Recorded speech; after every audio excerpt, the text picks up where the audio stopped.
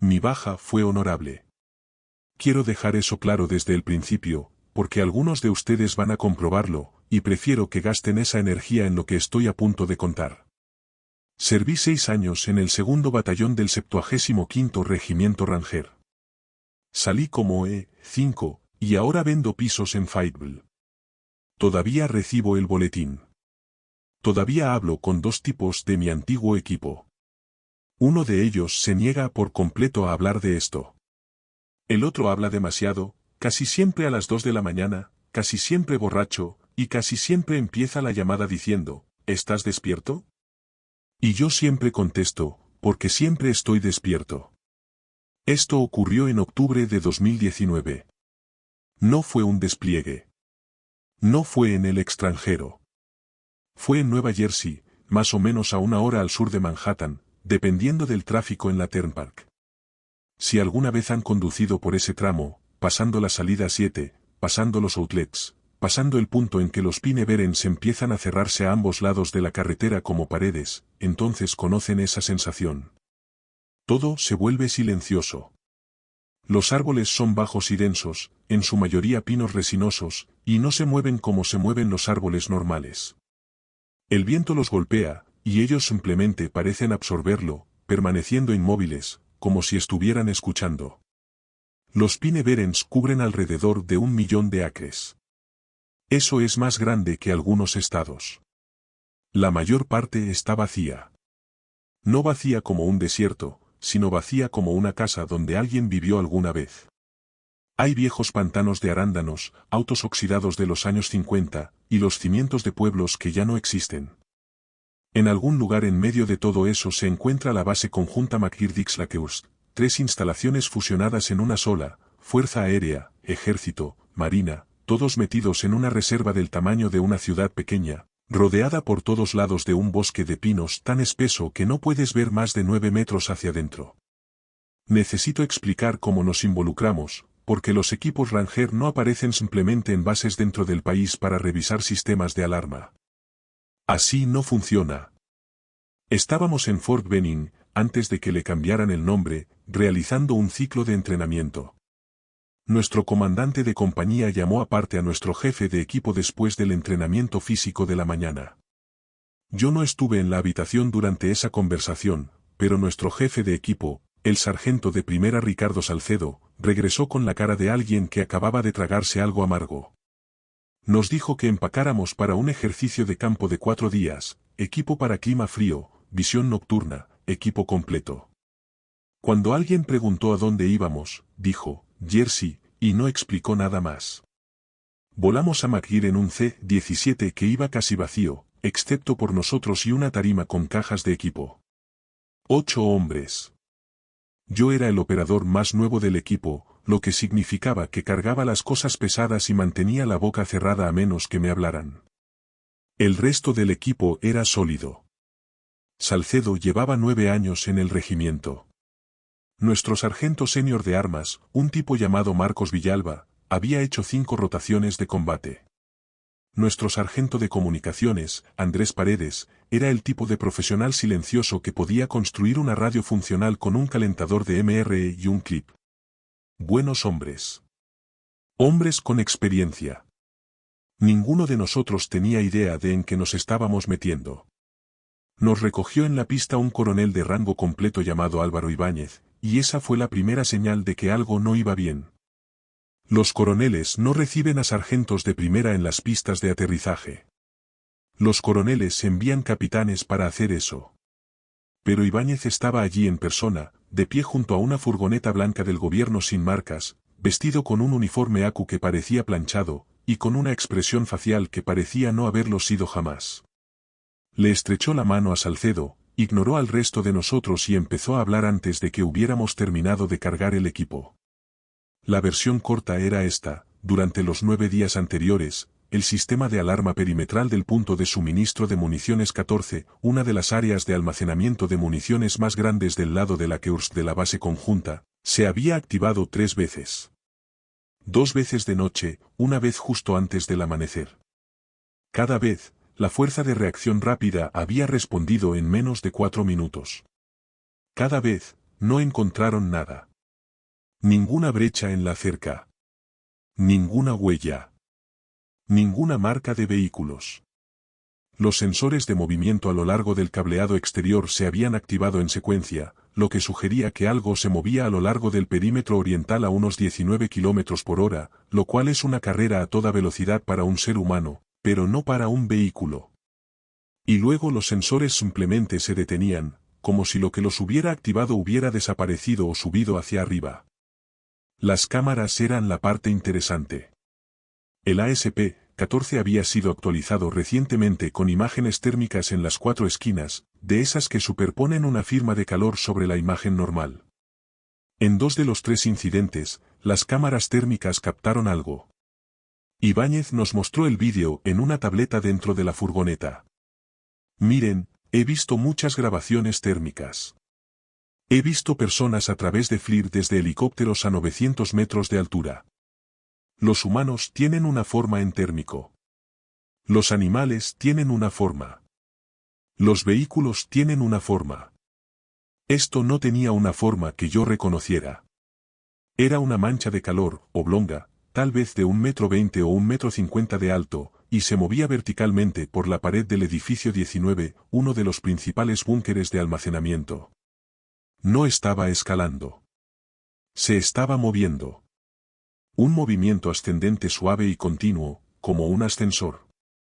La grabación duraba unos 6 segundos antes de que la mancha saliera del campo de visión de la cámara.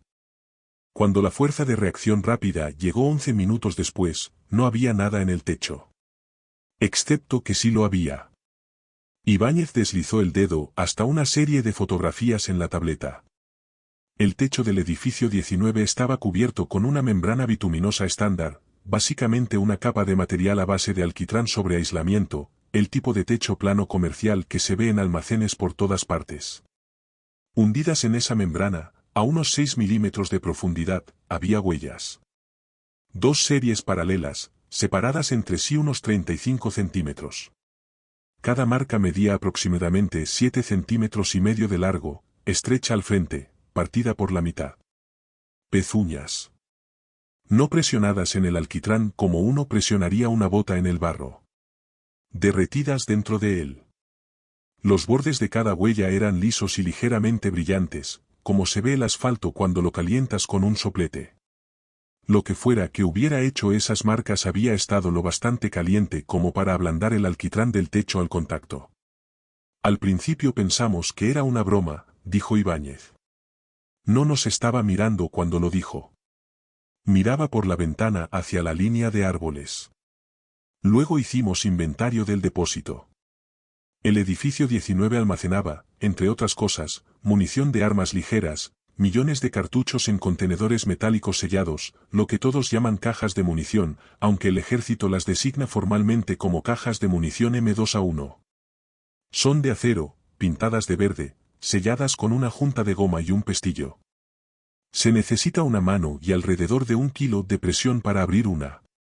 Encontraron 11 cajas en la repisa superior que habían sido abiertas. No destrabadas. Abiertas. Las tapas habían sido peladas hacia atrás como si alguien hubiera usado un abrelatas, excepto que los cortes no eran limpios. Eran ásperos, desgarrados, con marcas paralelas en el acero separadas unos 6 milímetros, como garras. La munición de dentro había desaparecido. No los cartuchos. El propelente. Cada bala de esas 11 cajas había sido desarmada. Las puntas separadas de las vainas. Las vainas vaciadas de pólvora.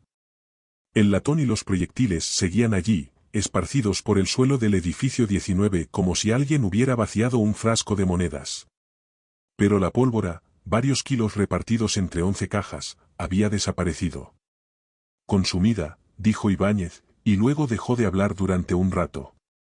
Nuestro equipo pasó el primer día recibiendo instrucciones y haciendo reconocimiento del sitio. Caminamos por el perímetro del ASP-14, revisamos la línea de la cerca, mapeamos la cobertura de las cámaras e identificamos puntos ciegos. El área de almacenamiento de municiones estaba rodeada por una doble cerca con alambre de púas en la parte superior, sensores de movimiento a ras del suelo y una zona despejada de unos 50 metros entre la cerca exterior y la línea de árboles. Algo estándar. Bien mantenido. El tipo de seguridad que mantiene fuera a las personas.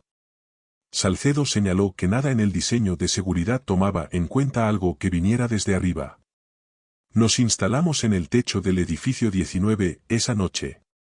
Quiero ser preciso con esta parte, porque aquí es donde mi memoria se vuelve nítida. Es como cuando la gente habla de accidentes de auto. El momento del impacto está clarísimo, y todo lo anterior y posterior es niebla. Todo antes del techo es niebla. El techo es cristalino. Nos posicionamos en parejas en las 4 esquinas, cuerpo a tierra, con las armas orientadas hacia la línea de árboles. Yo estaba con Villalba en la esquina noreste. Teníamos visión nocturna, PVS-31, y una unidad FLIR sobre un trípode entre nosotros. La térmica estaba configurada para grabar. Salcedo y su compañero estaban en la esquina suroeste con la radio principal. Paredes estaba en la sureste con la secundaria. Era una configuración estándar de vigilancia e interdicción, el tipo de cosa que habíamos hecho cientos de veces en entrenamiento y en el extranjero. La única diferencia era que nadie nos había dicho exactamente qué se suponía que íbamos a interceptar. Salcedo había preguntado directamente, ¿qué esperamos, señor? Ibáñez hizo una pausa, y en esa pausa pude verlo decidir cuánto debía decir. No lo sabemos, respondió finalmente. Pero viene de noche. Viene de los árboles, y cada vez se atreve más. Eso bastaba. Podíamos trabajar con eso. Las primeras 4 horas no pasó nada. Silencio de los pineberens, que es su propio tipo de sonido. No es silencio total, sino un siseo bajo y continuo del viento entre las agujas de los pinos, acompañado por el zumbido lejano de la infraestructura eléctrica de la base. Octubre en Jersey es lo bastante frío como para ver tu aliento, y a través de la visión nocturna, cada exhalación florecía verde y fantasmal antes de disiparse. Recuerdo haber pensado en cómo se veían los árboles a través de la visión nocturna. Los pinos eran una masa oscura y sólida, una pared negro-verdosa que comenzaba en el borde de la zona despejada y se extendía hasta el horizonte en todas direcciones. Sin profundidad. Sin dimensión. Solo una frontera plana entre lo conocido y lo desconocido. A la 1:47, Paredes pulsó 2 veces su radio. 2 clics. Contacto. Rodé sobre un costado y observé la línea de árboles del sureste con la térmica. Nada al principio, solo la diferencia de temperatura ambiente entre el suelo y el cielo, los árboles apareciendo como masas ligeramente más frías contra la tierra un poco más cálida. Luego lo vi. Ya estaba dentro de la zona despejada, moviéndose bajo y rápido, cruzando el espacio abierto entre la línea de árboles y la cerca exterior. En la térmica, brillaba. No como un humano. Más caliente. Una firma de calor concentrada, compacta, cerca del suelo, moviéndose con una fluidez que no coincidía con ningún andar animal que yo conociera. Llegó a la cerca exterior y no se detuvo. No la rodeó. No pasó a través de ella. Subió. La cerca tenía 2,5 metros de eslabones metálicos con una extensión superior de 3 hilos de alambre de púas. Y esa cosa subió y pasó por encima en un movimiento tan rápido y suave que, en la térmica, parecía una gota de agua corriendo hacia arriba por una pared. 3 segundos, tal vez menos. Luego estaba en la zona intermedia entre las cercas. Luego estaba sobre la cerca interior. Luego estaba en el suelo, dentro del perímetro, y venía hacia nosotros. Pude oír cómo cambiaba la respiración de Villalba a mi lado. No más rápida. Más lenta. Controlada. La respiración de un hombre al que ya le han disparado y sabe que el oxígeno es un recurso que se administra. Todos los elementos, mantengan el fuego, llegó la voz de Salcedo por el auricular. Tranquila. Profesional. La voz de un hombre dando una orden de la que no estaba completamente seguro. Dejen que se acerque. Identificación positiva antes de que alguien toque el gatillo. Llegó a la base del edificio 19. A través de la térmica, pude verlo claramente por primera vez. Quiero describir lo que vi sin editorializar, porque editorializar es lo que te mete en problemas. Lo que vi fue una figura bípeda, de pie, de aproximadamente 1,50 m de altura, quizá unos centímetros menos, delgada pero no demacrada. Estructurada, como un galgo, construida para la eficiencia más que para la masa. Tenía extremidades superiores desproporcionadamente largas, que terminaban en lo que parecían dedos de múltiples articulaciones. Podía verlos flexionarse y extenderse mientras se movía, articulándose de manera independiente, como dedos, pero con un nudillo extra. Sus extremidades inferiores terminaban, y revisé más tarde la grabación FLIR para confirmarlo, en estructuras que claramente no eran pies. Eran pezuñas estrechas, rígidas y bifurcadas. La firma térmica era más intensa en las extremidades, especialmente en los pies y en las puntas de los dedos. Su temperatura central, según el mapeo de color del FLIR, era significativamente superior a las normas mamíferas. Esa cosa funcionaba caliente. Caliente como el interior de un motor. Permaneció en la base de la pared quizá 10 segundos, inmóvil, y tuve la abrumadora sensación de que estaba escuchando. No mirando. Escuchando. Su cabeza era estrecha y alargada, con estructuras en la parte superior que podían haber sido orejas o podían haber sido cuernos. No pude distinguirlo. La térmica no me daba esa resolución, pero estaba orientada hacia arriba, hacia el techo, hacia nosotros. «Sabe que estamos aquí», susurró Villalba. «No por la radio. Solo para mí». Y luego subió por la pared. He visto muchas cosas moverse de maneras que no esperaba. He visto hombres correr por terrenos que deberían haber sido imposibles de cruzar. He visto animales, grandes felinos, primates, hacer cosas con superficies verticales que desafían lo que crees saber sobre la gravedad. Pero nunca he visto nada moverse como esa cosa se movió por el costado de aquel edificio. No trepaba. Se adhería. Sus pezuñas tocaban la pared y se pegaban. No agarraban. Se pegaban. Caminó por la superficie plana de concreto como tú o yo caminaríamos por un piso. Cada pisada dejaba una marca brillante momentánea en la térmica, un punto caliente que se desvanecía en unos 2 segundos. Estaba dejando marcas de quemadura en el concreto. Alcanzó el borde del techo a unos 4,5 metros de nuestra posición. Por un instante, no ocurrió nada. Su cabeza apenas era visible sobre el parapeto, esas estructuras ambiguas, cuernos u orejas, recortadas contra el cielo en la térmica. Estaba quieta. Completamente quieta. Ningún movimiento de respiración que yo pudiera detectar. Ningún balanceo. Solo una forma más caliente que el aire a su alrededor, observando. Entonces Salcedo la iluminó con la luz del arma. 1200 lúmenes de luz blanca golpearon a la cosa de lleno en la cara, y durante un segundo que llevaré en el pecho como una piedra por el resto de mi vida, la vi claramente. No a través de la térmica. No a través de la visión nocturna. Con mis propios ojos, bajo luz blanca, a una distancia de quizá 6 metros. La cabeza estaba mal. Eso fue lo primero. No mal como deformada. Mal como una palabra en un idioma que casi entiendes. Caprina. Parecida a una cabra. Pero las proporciones estaban equivocadas. El cráneo era demasiado largo. La mandíbula se articulaba demasiado hacia atrás. Los ojos estaban demasiado separados hacia los lados y angulados hacia adelante de una manera en que los ojos de las cabras no se angulan.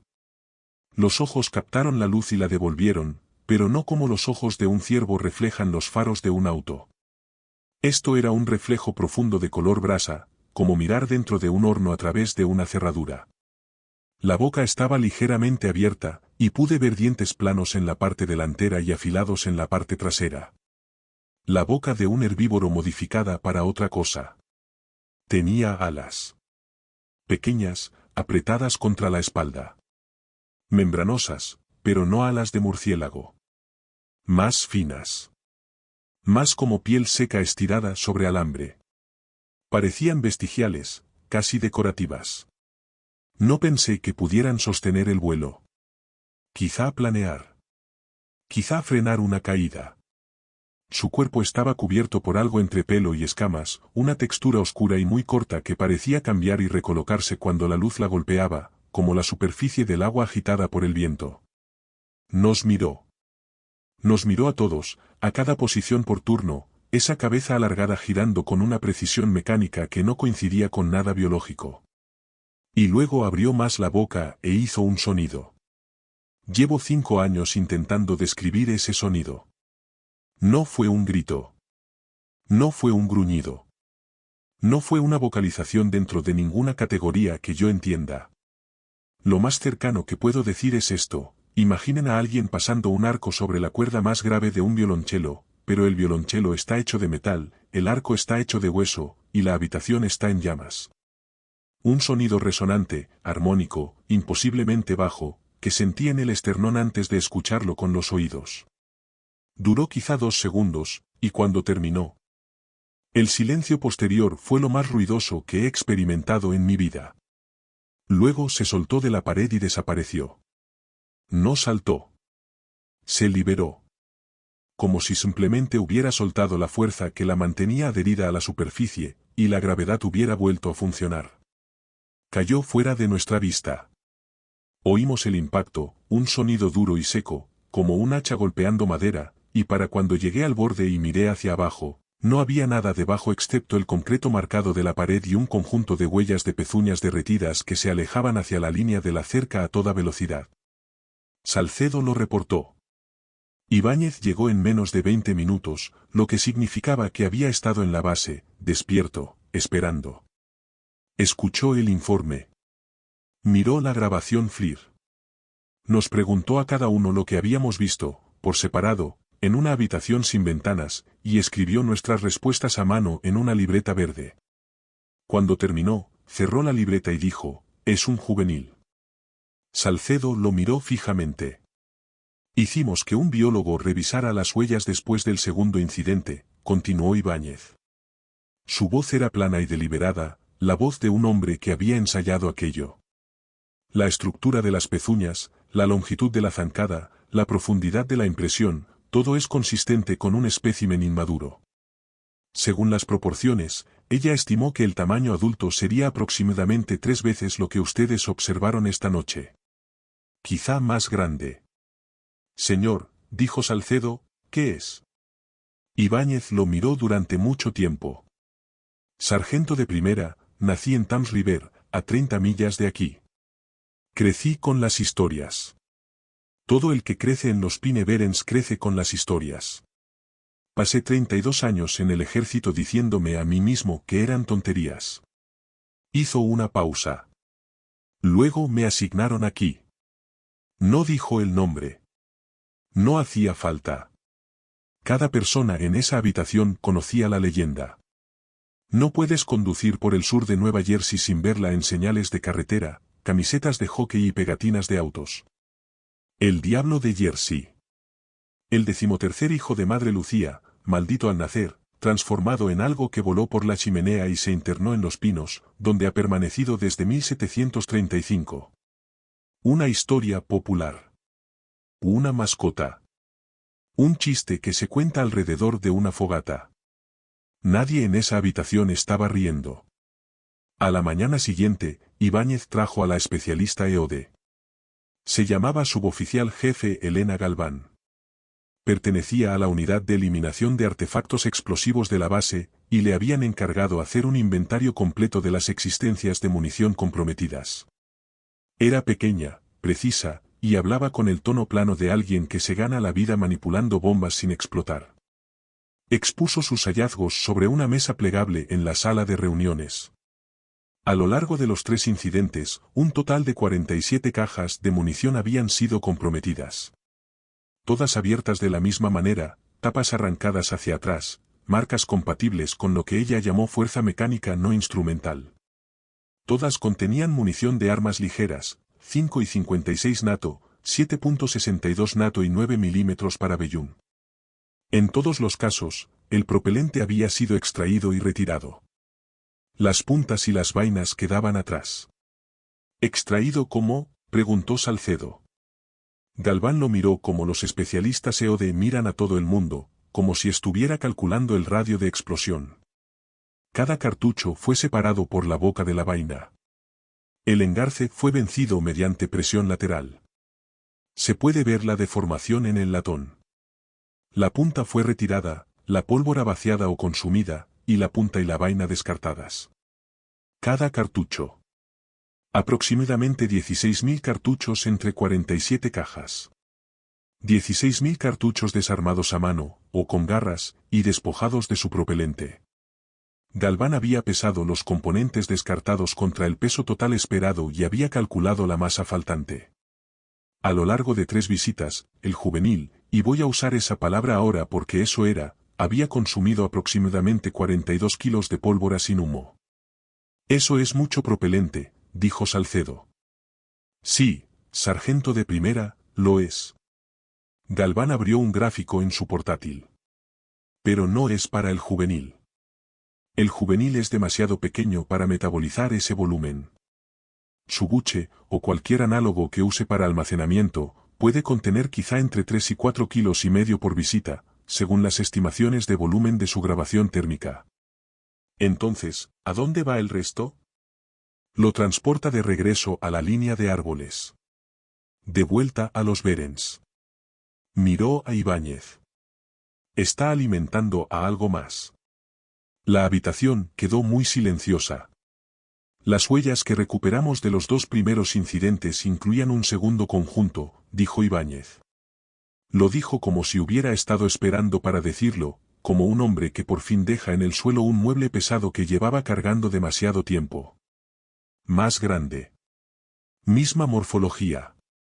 Mismo marcado térmico. Las encontramos en la línea oriental de árboles, aproximadamente 200 metros dentro del bosque. La longitud de la zancada sugiere un espécimen de entre 2 metros 73 metros 60 de altura. Entre 2 metros 73 metros 60. Hice los cálculos más tarde, sentado en mi litera, mirando el techo.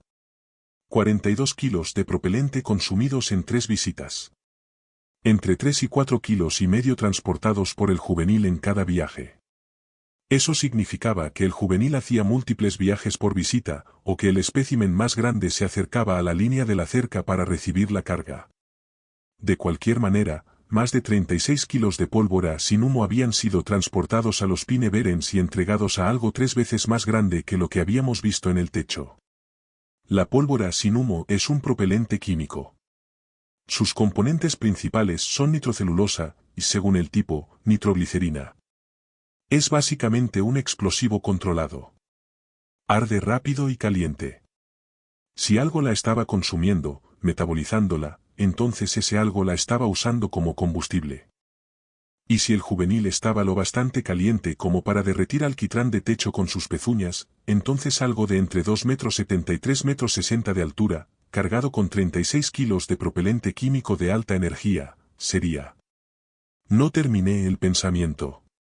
No quería terminarlo. Villalba, sentado en la litera frente a mí, lo terminó por mí. Es una bomba andante, dijo. Y está creciendo. El plan de Salcedo era directo, porque lo directo es lo que hacen los Rangers. Estableceríamos un puesto de observación en la línea oriental de árboles donde se habían encontrado las huellas más grandes.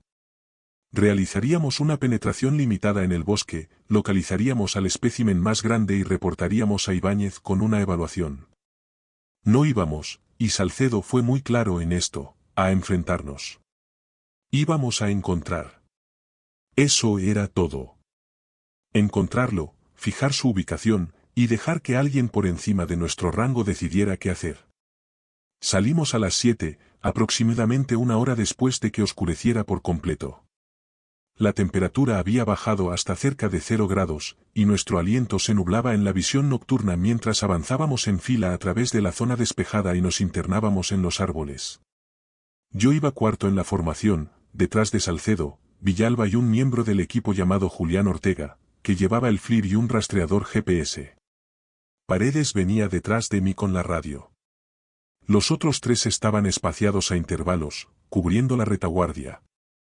Los Pine Barrens de noche son otro mundo. Los pinos son tan densos que incluso con visión nocturna, tu visibilidad baja quizá a 4 o 6 metros. El suelo es una alfombra de agujas secas que debería crujir bajo los pies, pero de algún modo no lo hace. El suelo es arenoso, ácido, y las agujas se comprimen en lugar de romperse. Es silencioso de una manera que te presiona. No un silencio pacífico. Un silencio expectante. El silencio de una habitación justo antes de que alguien abra una puerta. Seguimos las huellas. Eran fáciles de detectar con la térmica, incluso horas después.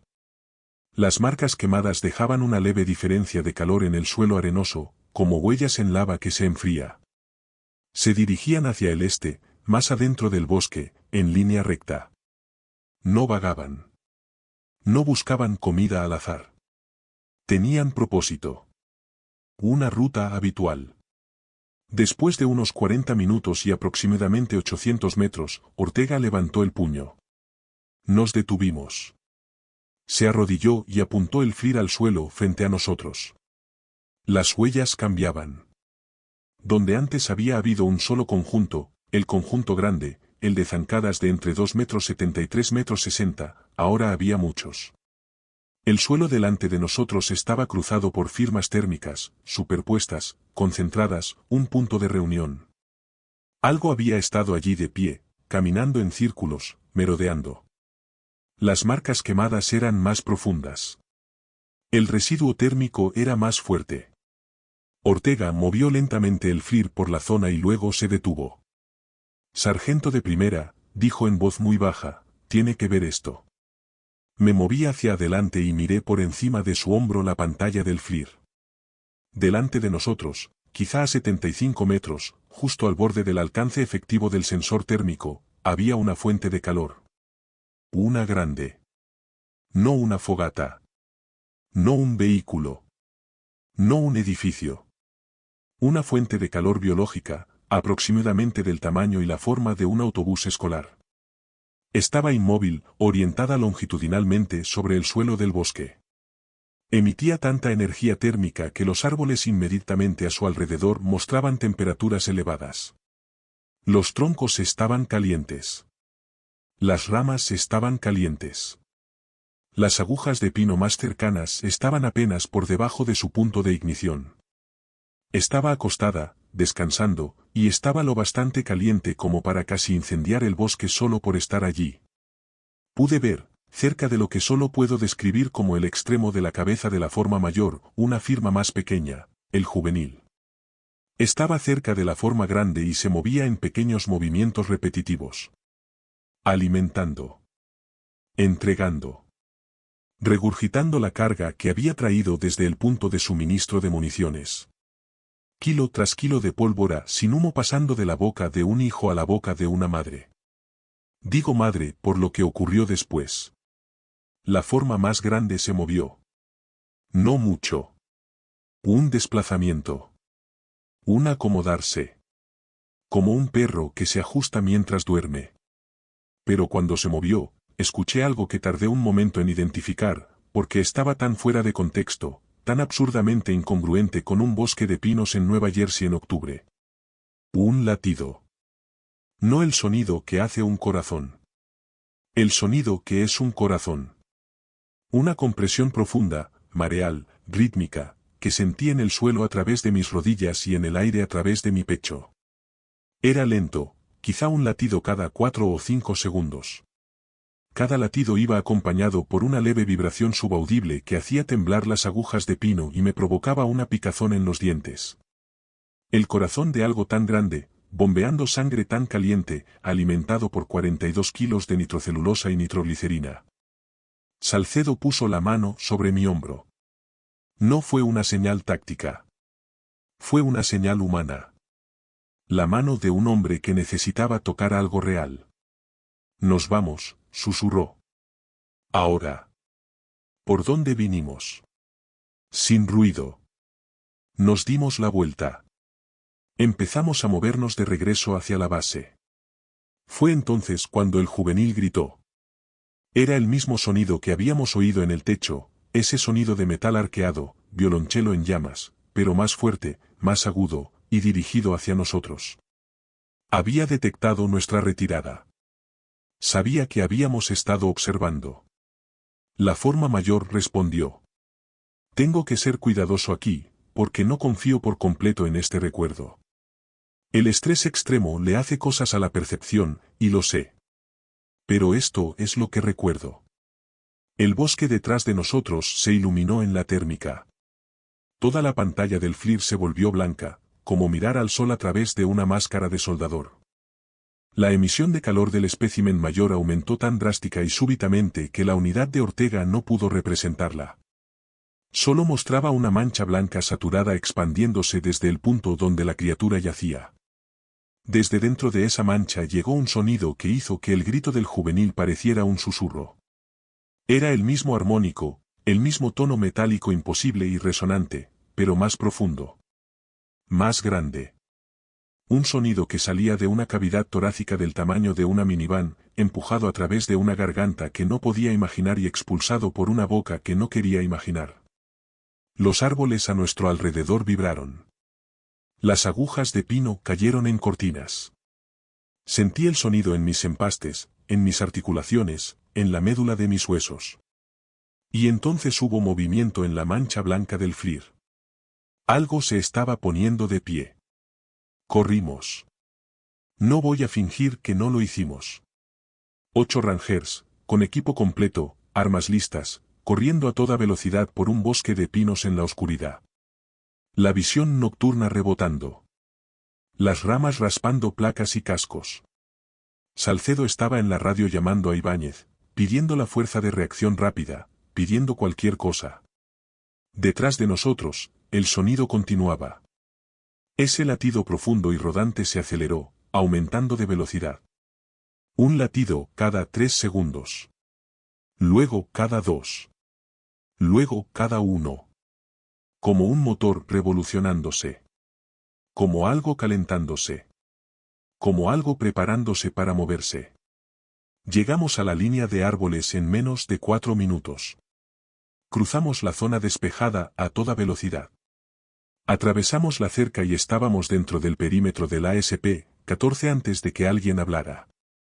Cuando Salcedo finalmente se detuvo, se dio la vuelta y levantó su visor térmico hacia la línea oriental de árboles. La pantalla no mostraba nada. La mancha de calor había desaparecido. El bosque estaba oscuro, fresco e inmóvil. Pero los árboles en el borde de la zona despejada, los más cercanos al lugar por donde habíamos entrado al bosque, ahora eran diferentes. Incluso sin térmica, incluso en la oscuridad, se podía ver. Las agujas de los pinos más cercanos a la línea de árboles estaban marrones, muertas, desecadas. Una franja de vegetación quemada, quizá de 6 metros de ancho y 30 metros de largo, corría a lo largo del borde del bosque como una cicatriz de incendio. Algo había llegado a la línea de árboles detrás de nosotros. Algo tan caliente que había matado los árboles solo al pasar cerca de ellos. No nos siguió fuera. No esa noche. Las siguientes 48 horas estuvieron por encima de mi nivel de autorización. Ibáñez hizo llamadas. Llegó gente, no uniformada y no en vehículos con marcas. Salcedo estuvo en reuniones a las que no fui invitado. Villalba y yo nos sentamos en una habitación de barracas temporales, vigilamos la puerta y no dormimos. Limpié mi arma 4 veces. Villalba limpió la suya 7. Paredes se sentó en la esquina con su radio y monitoreó la frecuencia de seguridad de la base.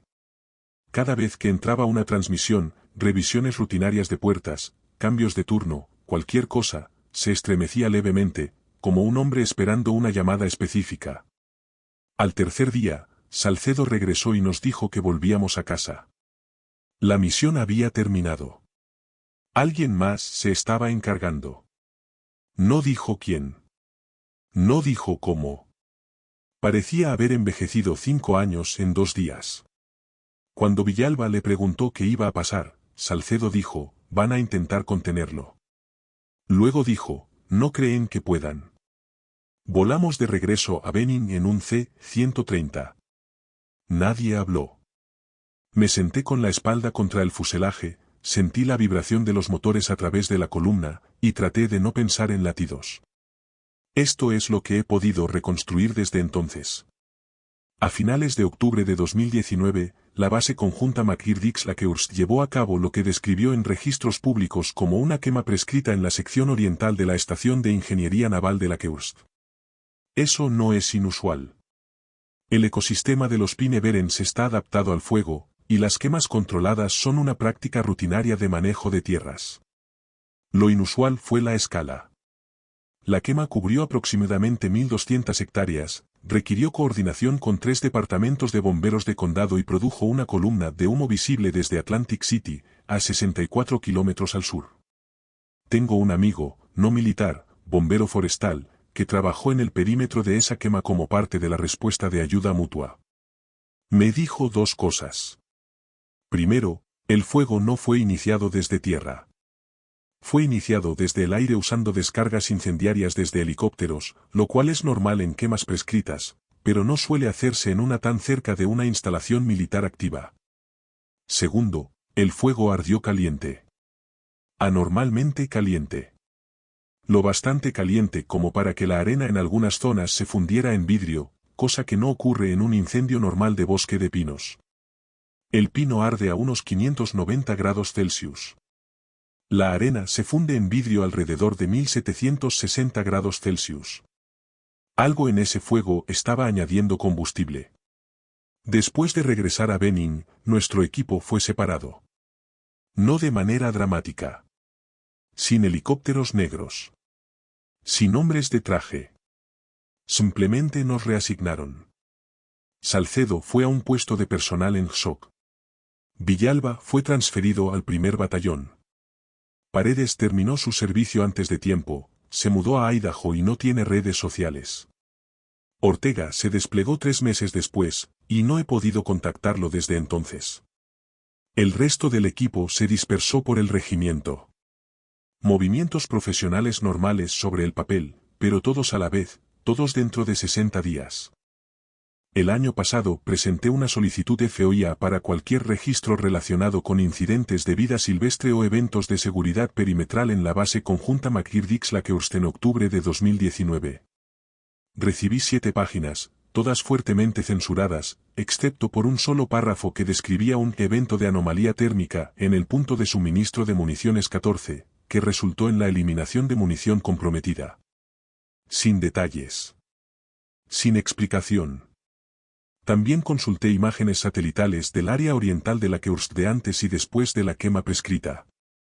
Antes, bosque de pinos denso, dosel continuo, sin claros.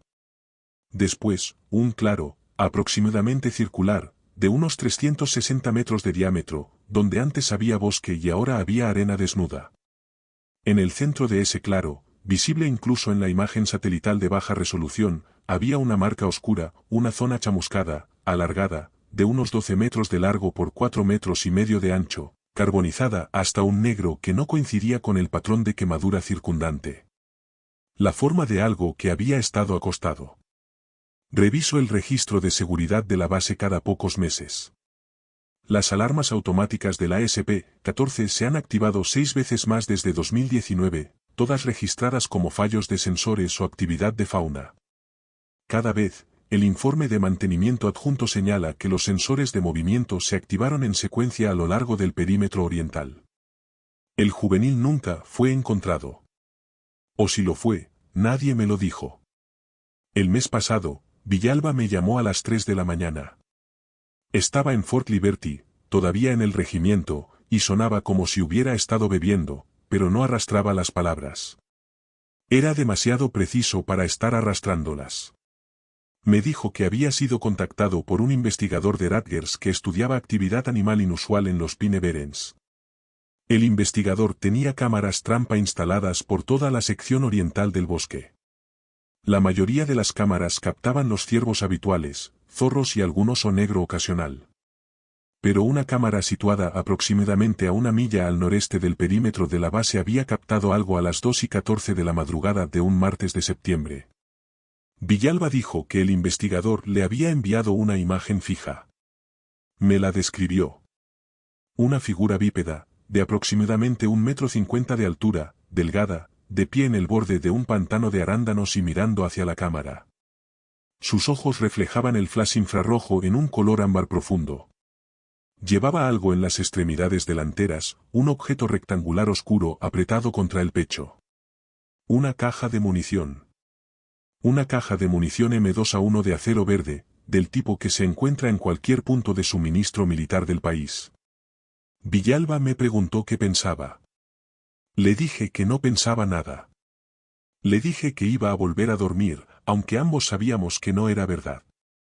Se quedó callado un rato. Luego dijo, «Todavía la está alimentando». No respondí.